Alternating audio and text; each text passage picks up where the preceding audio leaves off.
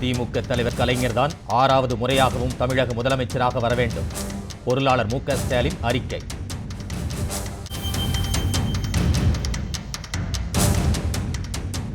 திருப்பூர் அருகே திமுக நாளை நடத்தும் பிரம்மாண்ட விடியல் மீட்பு பேரணி. பொருளாளர் மு க ஸ்டாலின் உரை கேட்க அணிதிரளும் கொங்கு மண்டல அடலேறுகள்.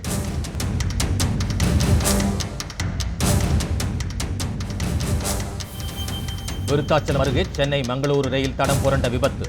30க்கும் மேற்பட்ட பயணிகள் காயம், ரயில் போக்குவரத்து பாதிப்பு.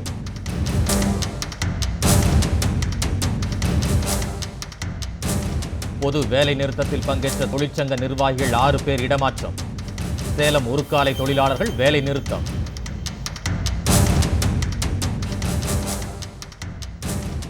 வணக்கம். வணக்கம். திமுக தலைவர் கலைஞர் தான் 6வது முறையும் தமிழகத்தின் முதலமைச்சராக வர வேண்டும் என தாம் திட்டவட்டமாக தெரிவித்து வருவதாக திமுக பொருளாளர் மு க ஸ்டாலின் தெரிவித்துள்ளார். திமுகவில் பிரச்சனை ஏற்படுத்த வேண்டும் என்று சிலர் நடவடிக்கைகளில் ஈடுபட்டு வருவதாகவும் ஸ்டாலின் குற்றம் சாட்டியுள்ளார். திமுக பொருளாளர் மு க ஸ்டாலின் வெளியிட்டுள்ள அறிக்கையில் அண்மையில் வெளிவந்த தேர்தல் கணிப்பு பற்றியும் அதன் முடிவுகள் குறித்து கட்சியிலிருந்து நீக்கப்பட்ட மு க அழகிரி போன்ற ஒரு சிலர் அளித்துள்ள பேட்டி பற்றியும் தம்முடைய கருத்தினை தெரிவிக்க விரும்புவதாக குறிப்பிட்டுள்ளார். திமுக தலைவர் கலைஞர்தான் 6வது முறையும் தமிழகத்தின் முதலமைச்சராக வர வேண்டும் என்றும், மதுவிலக்கு பிரச்சனையில் கூட தலைவர்தான் வெற்றி பெற்று வந்து முதல் கையெழுத்திடுவார் என்றும் அண்மையில் நடைபெற்ற மகளிர் மாநாட்டில் தாம் திட்டவட்டமாக தெரிவித்ததை அவர் சுட்டிக்காட்டியுள்ளார். தம்மை ஒரு முதலமைச்சர் வேட்பாளர் என்று தாம் எப்போதுமே சொல்லிக் கொண்டதில்லை, அந்த எண்ணத்தோடு இருந்ததில்லை என்றும் மு க ஸ்டாலின் விளக்கமளித்துள்ளார். ஆனால் திமுகவில் வேண்டுமென்றே ஏதாவது பிரச்சனையை ஏற்படுத்த வேண்டுமென்று சிலர் இப்படிப்பட்ட நடவடிக்கைகளில் ஈடுபட்டு வருவதை அவர் குறிப்பிட்டுள்ளார். அப்படிப்பட்டவர்களின் பேட்டியையோ கருத்தையோ யாரும் பெரிதாக எடுத்துக்கொள்ள தேவையில்லை என்றும் தெரிவித்துள்ளார். திமுகவை வலுப்படுத்துவதற்காக ஆரோக்கியமான அரசியல் பண்பாட்டை கடந்த 40 ஆண்டு காலமாக பின்பற்றி வருவதாகவும், கலைஞரால் அப்படி வளர்க்கப்பட்டுள்ளதாகவும் அவர் குறிப்பிட்டுள்ளார். தனி நபர்களின் விரக்தி பேச்சை ஊடகங்கள் ஊதி பெரிதாக்கலாம், அதற்கு முக்கியத்துவம் தர வேண்டிய அவசியம் திமுகவிற்கும் தமக்கும் இல்லை என்றும் திமுக பொருளாளர் மு க ஸ்டாலின் தெரிவித்துள்ளார். தமிழகத்தில் மிகப்பெரிய மாற்றத்தை ஏற்படுத்தக்கூடிய விடியல் மீட்பு பேரணி திருப்பூர் அருகே உள்ள மாதப்பூரில் நாளை நடைபெறவுள்ளது. இதில் திமுக பொருளாளர் மு க ஸ்டாலின் பங்கேற்று சிறப்புரையாற்ற உள்ளார். இந்த பேரணியில் கொங்கு மண்டலத்தைச் சேர்ந்த திமுகவினர் லட்சக்கணக்கில் அணி திரள ஆயத்தமாகி வருகின்றனர். தமிழகத்தில் கடந்த 4 ஆண்டுகளாக துருப்பிடித்து செயலற்று கிடக்கும் அதிமுக அரசின் அவலங்களை விளக்கி கூடல் நகரா மதுரையில் முக்கடலும் சங்கமிப்பதைப் போல மக்கள் கடலாக திரண்ட கேள்வி கேட்கும் பேரணி கடந்த மே மாதம் 24ஆம் தேதி நடைபெற்றது. அதன்பின் கடலூர் புதுச்சத்திரத்தில் நீதி கேட்கும் பேரணி. அடுத்ததாக நாளை திருப்பூர் மாவட்டம் பல்லடம் அருகேயுள்ள மாதப்பூரில் தமிழகத்தின் விடியலுக்கு அறைகூவல் விடுக்கும் விடியல் மீட்பு பேரணி. முடியட்டும் விடியட்டும் விடியல் மீட்பு பேரணி என்ற முழக்கத்துடன் நடைபெற உள்ளது. இங்குள்ள முத்துக்குமாரசாமி மலைக்கோவில் எதிரில் சுமார் 300 ஏக்கர் பரப்பளவில் பிரம்மாண்ட திடலில் நடைபெறும் இந்த விடியல் மீட்பு பேரணியில் திமுக பொருளாளர் மு க ஸ்டாலின் பங்கேற்று உரையாற்றுகிறார். இந்த பேரணியில் கொங்கு மண்டலத்திற்கு உட்பட்ட 16க்கும் மேற்பட்ட மாவட்ட கழகங்கள் பங்கேற்கின்றன. நமது நிகழ்கால நம்பிக்கை நட்சத்திரம் தளபதி மு க ஸ்டாலின் அவர்கள் கலந்து கொண்டு பேசுகின்ற மாபெரும் விடியல் மீட்பு பேரணி கூட்டம் பல்லடம் மாதப்பூர் அருகில் மிக பிரம்மாண்டமாக நடைபெற இருக்கிறது. அதற்காக ஏறத்தாழ 350 ஏக்கர் நிலங்கள் சமன் செய்யப்பட்டு சுற்றிலும் தடுப்புகள் எல்லாம் அமைக்கப்பட்டு பிரம்மாண்டமான வட்ட வடிவமான மேடை அமைக்கப்பட்டு எல்லா ஏற்பாடுகளும் மிக சிறப்பாக திருப்பூர் மாவட்ட கழகத்தினுடைய செயலாளர் முன்னாள் மேயர் அன்பு தம்பி செல்வராஜ் அவருடைய தலைமையிலே ஏற்பாடுகள் நடந்து கொண்டு இருக்கிறது. கடந்த 2 மாத காலமாக கடுமையாக உழைத்து இன்றைக்கு இந்த திடலை மிகப்பெரிய அளவிலே உருவாக்கி இருக்கிறார்கள். இந்த கூட்டத்திற்கு நாங்கள் ஏறத்தாழ 2 லட்சம் பேர்கள் திருப்பூர் மாவட்டம், ஈரோடு மாவட்டம், கோவை, நீலகிரி மற்றும் சுற்றில் உள்ள மாவட்டங்களில் எல்லாம் வரும். இதற்காக அமைக்கப்பட்ட பிரம்மாண்ட ஏற்பாடுகளை மகளிர் உள்ளிட்ட ஏராளமானோர் ஆர்வத்துடன் பார்த்து செல்கின்றனர். இங்கே நிறைய தொழில் முடங்கி இருக்கிறது. அதிலே நெசவு தொழில் ரொம்ப பின்னோக்கி வாழ்வாதாரமே போகிற நிலைமையில் இருக்கிறதாக தளபதி ஒரு திருப்புமுனை தருவார் கொங்கு மண்டலத்தில் என்று மக்கள் திரளாக எதிர்பார்த்து கொண்டிருக்கிறார்கள். மாதப்பூரில் நடக்கும் இந்த மாநாடு ஒரு மாற்றத்தை தரும் என்று பொதுமக்கள் அனைவரும் எதிர்பார்ப்போடு இருந்து கொண்டிருக்கிறோம். அதனாலே இங்கே நடைபெறும் மாநாட்டில் பொதுமக்கள் திரளாக கலந்து கொண்டு கட்சிக்காரரை விட மக்கள் அதிகமாக வருவார்கள். அதனால் இந்த மாநாட்டில் ஒரு மாற்றம் எங்களுக்கு கண்டிப்பாக கிடைக்கும். 2016 ஒரு விடிவெளி பிறக்கும் என்று நாங்கள் எதிர்பார்க்கிறோம். தமிழகத்தின் 2 அத்தியாயமாக மாறிவிட்ட 4 ஆண்டு கால அதிமுக ஆட்சியில் செயல்படாத அரசின் காரணமாக மக்கள் அடைந்த சொல்லனா துயரங்கள், வாழ்வாதார பின்னடைவுகள், வேலை வாய்ப்பின்மை, பெருகி வரும் கடன், தேங்கி நிற்கும் உள்கட்டமைப்பு பணிகள் ஆகியவற்றால் தமிழகம் தத்தளித்து கொண்டிருக்கும் நிலையில் தமிழகத்தின் விடியலுக்காக நடைபெறும் பேரணி 2016 ஆண்டில் ஏற்பட போகும் விடியலுக்கான அச்சாரம் என்பதே அரசியல் நோக்கர்களின் தீர்க்கமான பார்வையாக இருக்கிறது. நாடு தழுவிய பொது வேலை நிறுத்தத்தில் பங்கேற்ற சேலம் உருக்காலை தொழிற்சங்க நிர்வாகிகள் 6 பேர் திடீரென பணியிட மாற்றம் செய்யப்பட்டுள்ளனர். இதனை கண்டித்து தொழிலாளர்கள் வேலை நிறுத்தம் மற்றும் உள்ளிருப்பு போராட்டத்தில் ஈடுபட்டனர். 12 அம்ச கோரிக்கைகளை வலியுறுத்தி நேற்று முன்தினம் நடைபெற்ற நாடு தழுவிய வேலை நிறுத்த போராட்டத்தில் சேலம் உருக்காலையில் பணியாற்றும் தொழிற்சங்க நிர்வாகிகள் மற்றும் ஏராளமான தொழிலாளர்கள் பங்கேற்றனர். இந்நிலையில் இந்த போராட்டத்தில் ஈடுபட்ட தோமுசா, CITU மற்றும் INTUC தொழிற்சங்க முக்கிய நிர்வாகிகள் 6 பேரை திடீரென டெல்லி மற்றும் சென்னைக்கு பணியிட மாற்றம் செய்து நிர்வாகம் உத்தரவிட்டுள்ளது. இதனால் அதிர்ச்சி அடைந்த தொழிலாளர்கள் இந்த உத்தரவை திரும்ப பெற கோரி நேற்று மாலை முதல் வேலை நிறுத்தம் மற்றும் உள்ளிருப்பு போராட்டத்தில் ஈடுபட்டனர். தொழிற்சங்க நிர்வாகிகளை சம்பந்தமே இல்லாமல் டெல்லி, சென்னை போன்ற தொடர்பு அலுவலர்களுக்கு பணிமாற்றம் செய்திருக்கின்றார்கள். நிர்வாகத்தினுடைய இந்த நடவடிக்கை தொழிலாளர் மத்தியில் கடுமையான கொந்தளிப்பை ஏற்படுத்தி நிர்வாகத்தின் இந்த பழிவாங்கும் போக்கு உடனடியாக கைவிடப்பட வேண்டும் என்ற கோரிக்கையை முன்வைத்து மாலை 5 மணி முதல் பீஷூட்டில் பணிபுரிகின்ற சேலம் உருக்காலை தொழிலாளர்கள் உள்ளிருப்பு வேலைநிறுத்த போராட்டத்தில் ஈடுபட்டுக் கொண்டிருக்கிறார்கள். உருக்காலை நிர்வாகம் தன்னுடைய அடாவடியான தொழிலாளர் விரோத பணிமாற்ற உத்தரவை ரத்து செய்யாவிட்டால் இந்த உள்ளிருப்பு வேலைநிறுத்த போராட்டம் தொடரும். தொழிலாளர்களின் இந்த திடீர் வேலை நிறுத்தத்தால் உருக்காலையில் நாணய வில்லை தயாரிப்பு உள்ளிட்ட அனைத்து பணிகளும் முற்றிலுமாக பாதிக்கப்பட்டன. விருத்தாச்சலம் அருகே சென்னை மங்களூரு எக்ஸ்பிரஸ் ரயில் தடம் புரண்டு விபத்துக்குள்ளானதில் 30க்கும் மேற்பட்ட பயணிகள் லேசான காயமடைந்தனர்.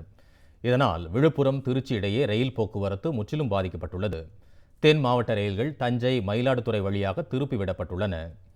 சென்னை எழும்பூரிலிருந்து நேற்றிரவு புறப்பட்ட மங்களூரு எக்ஸ்பிரஸ் ரயில் இன்று அதிகாலை 2 மணி அளவில் விருத்தாச்சலம் முன்பாக உள்ள பூவனூர் அருகே சென்றபோது மின்சார ரயில் பாதை கம்பத்தில் தீப்பொறி தென்பட்டதாக கூறப்படுகிறது. இதையடுத்து ரயிலின் ஓட்டுநர் திடீரென்று பிரேக் போட்டதால் ரயிலின் கடைசி 5 பெட்டிகள் தடம் புரண்டன.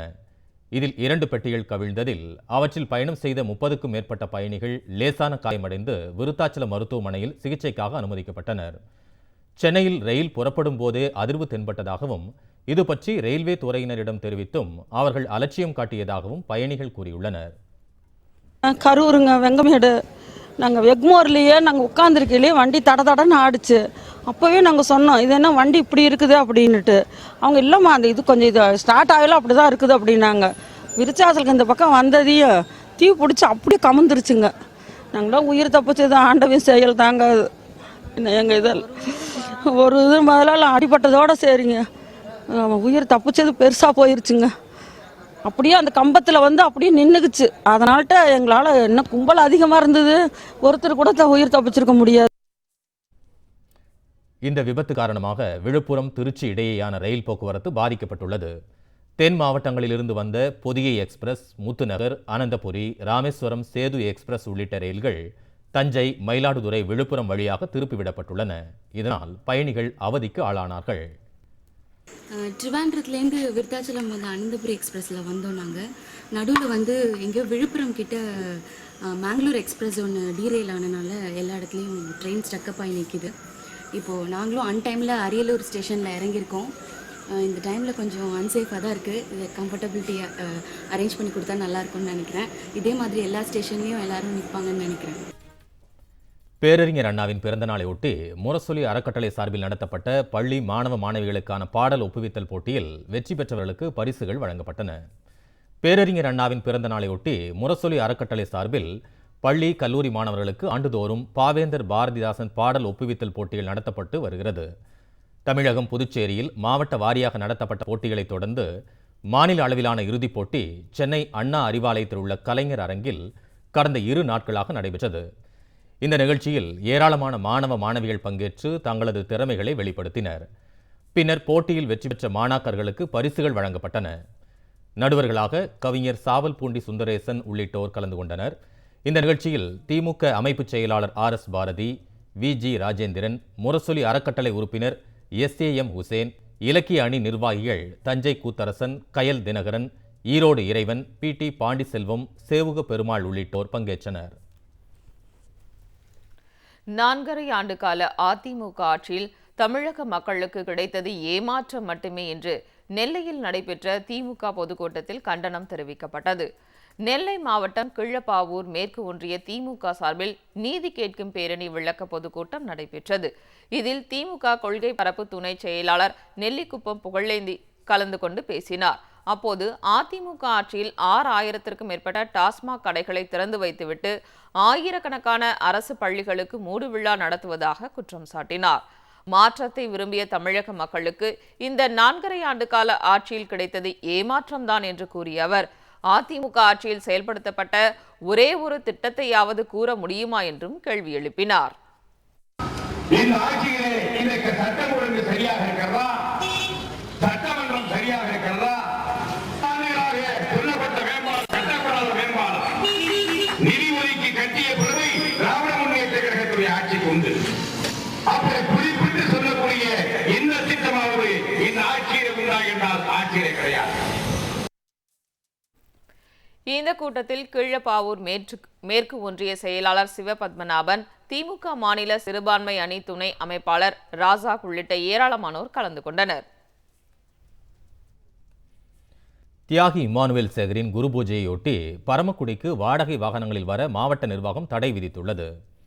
தியாகி இம்மானுவேல் சேகரின் 58வது நினைவு தினம் வரும் 11ஆம் தேதி கடைபிடிக்கப்படுகிறது. இதையொட்டி ராமநாதபுரம் மாவட்டம் பரமக்குடியில் உள்ள அவரது நினைவிடத்தில் திமுக உள்ளிட்ட பல்வேறு அரசியல் கட்சிகள் சார்பில் அஞ்சலி செலுத்துவது வழக்கம். பாதுகாப்பு ஏற்பாடுகள் குறித்து மாவட்ட ஆட்சியர் நந்தகுமார் அதிகாரிகளுடன் நேற்று ஆலோசனை நடத்தினார். பின்னர் வெளியிட்ட செய்திக்குறிப்பில், சொந்த வாகனங்களில் வருபவர்கள் காவல்துறையினரிடம் அனுமதி பெற்று அதற்கான கடிதத்தை வாகனங்களில் ஒட்ட வேண்டும் என்றும், அனுமதிக்கப்பட்ட வழித்தடங்களில் மட்டுமே வர வேண்டும் என்றும் தெரிவிக்கப்பட்டுள்ளது. வரும் 8ஆம் தேதிக்குள் இதற்கான விண்ணப்பங்களை அளிக்க வேண்டும் என்றும், நினைவு தின நிகழ்ச்சிகளை அதன் பொறுப்பாளர்கள் மாலை 4 மணிக்குள் முடித்துக் கொள்ள வேண்டும் என்றும் ஆட்சியர் நந்தகுமார் உத்தரவிட்டுள்ளார். மேலும் வரும் 8ஆம் தேதி முதல் 144 தடை உத்தரவு அமல்படுத்தப்படும் என்றும் அதில் தெரிவிக்கப்பட்டுள்ளது. வறட்சி நிவாரணம் வழங்க கோரி வேதாரண்யம் வட்டாட்சியர் அலுவலகம் எதிரே விவசாயிகள் தொடர் காத்திருப்பு போராட்டத்தில் ஈடுபட்டனர். நாகை மாவட்டம் வேதாரண்யம் வட்டத்தில் கடந்த 2013-14ஆம் ஆண்டில் ஏற்பட்ட வரலாறு காணாத வறட்சியால் விவசாயிகள் கடுமையாக பாதிக்கப்பட்டனர். இதையடுத்து வறட்சி நிவாரணம் கேட்டு சாலை மறியல், உண்ணாவிரதம் என பல்வேறு போராட்டங்கள் நடத்தியும் இதுவரை எந்தவித நிவாரணமும் வழங்கப்படவில்லை. இதனை கண்டித்தும் உடனடியாக வறட்சி நிவாரணம் வழங்க கோரியும் வேதாரண்யம் வட்டாட்சியர் அலுவலகம் எதிரே விவசாயிகள் நேற்று முதல் தொடர் காத்திருப்பு போராட்டத்தை தொடங்கியுள்ளனர். வேதாரண்யம் பகுதியிலே கடுமையான வறட்சி ஏற்பட்டு சாகுபடி செய்யப்பட்ட சம்பா பயிர்கள் அனைத்தும் முற்றிலும் கருகிவிட்டன. அறுவடையே இல்லை என்ற ஒரு நிலை ஏற்பட்ட பிறகு வேதாரண்யம் விவசாயிகள் சங்க சார்பாக பல கட்ட போராட்டங்களை நடத்திய பின்பு மாவட்ட ஆட்சித்தலைவர் அவர்கள் அரசுக்கு பரிந்துரை செய்தும் எங்களுக்கு நிவாரணமும் காப்பீடும் இதுவரையும் வழங்கவில்லை.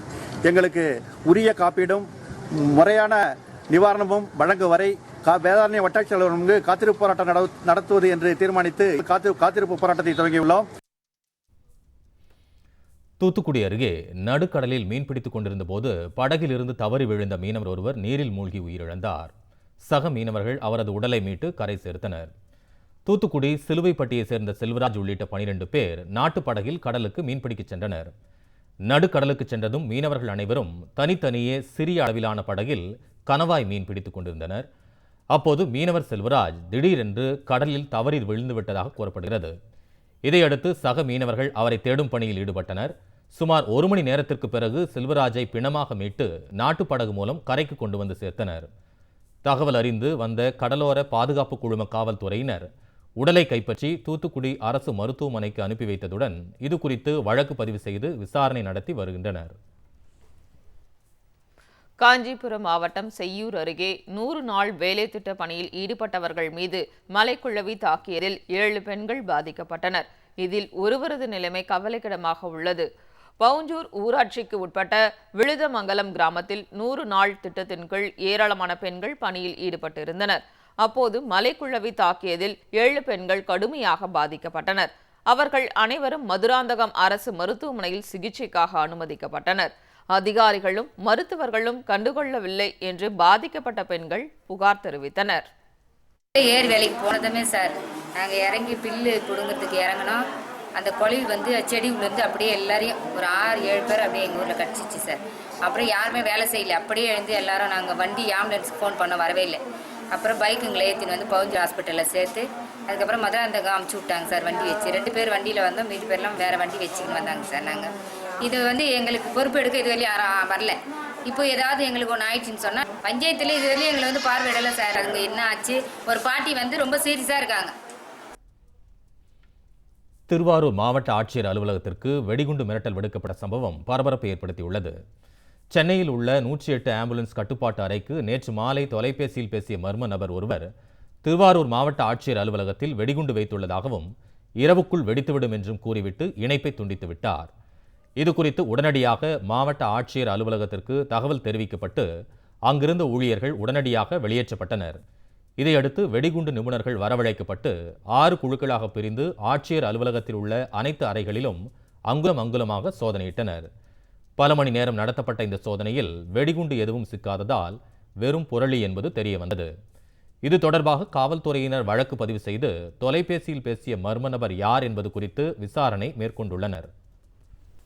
அமெரிக்காவின் டெக்சாஸ் மாகாணத்தில் இளைஞர் ஒருவர் துப்பாக்கியுடன் செல்ஃபி எடுக்க முயன்ற போது எதிர்பாராத விதமாக துப்பாக்கி வெடித்து பலியான சம்பவம் அதிர்ச்சியை ஏற்படுத்தியுள்ளது.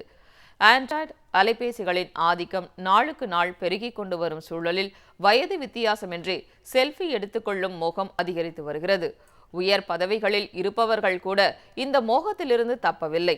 அந்த வகையில் அமெரிக்காவின் டெக்சாஸ் மாகாணத்தைச் சேர்ந்த 19 வயதான இளைஞர் டெலியான் ஸ்மித் தன்னுடைய அறையில் தனியாக இருந்தபோது துப்பாக்கியால் சுடுவது போல் செல்ஃபி எடுத்துக்கொள்ள ஆசைப்பட்டுள்ளார். ஒரு கையில் அலைபேசி, மற்றொரு கையில் துப்பாக்கியை வைத்துக்கொண்டு தம்மை சுட்டுக் கொள்வது போல் பாவனை செய்த நிலையில் அலைபேசியின் கேமராவை இயக்குவதற்கு பதிலாக துப்பாக்கியை எதிர்பாராத வகையில் இயக்கியுள்ளார். இதில் தலையில் குண்டு பாய்ந்து சம்பவ இடத்திலேயே ஸ்மித் பரிதாபமாக பலியானார். இந்த சம்பவம் அவருடைய நண்பர்களையும் குடும்பத்தினரையும் பெரும் அதிர்ச்சியில் ஆழ்த்தியுள்ளது. நிகழ்விடத்திற்கு விரைந்து வந்த காவல்துறை அதிகாரிகள் வழக்கு பதிவு செய்து விசாரித்து வருகின்றனர். செல்ஃபி தான் வாழ்க்கை என்ற பரபரப்பும் ஆர்வமும் ஒரு நொடியில் உயிரையும் பழிவாங்கும் என்பதற்கு இந்த நிகழ்ச்சி ஒரு பாடம்.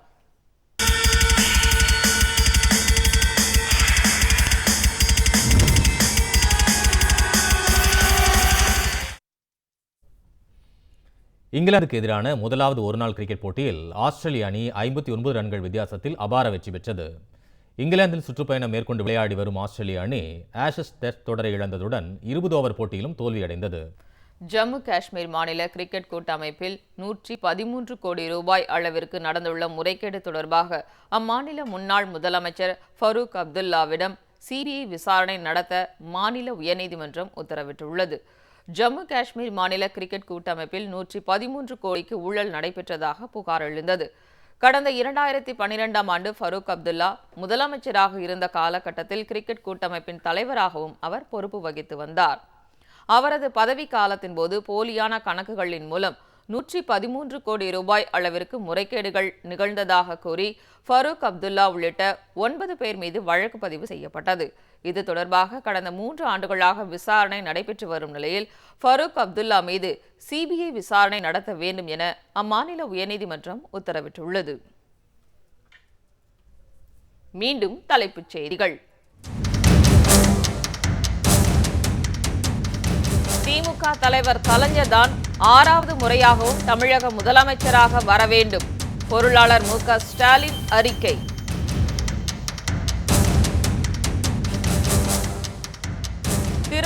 அருகே திமுக நாளை நடத்தும் பிரம்மாண்ட விடியல் மீட்பு பேரணி.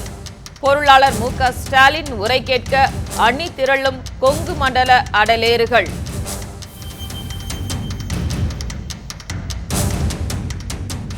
விருத்தாச்சலம் அருகே சென்னை மங்களூரு ரயில் தடம் புரண்டு விபத்து. 30க்கும் மேற்பட்ட பயணிகள் காயம். ரயில் போக்குவரத்து பாதிப்பு.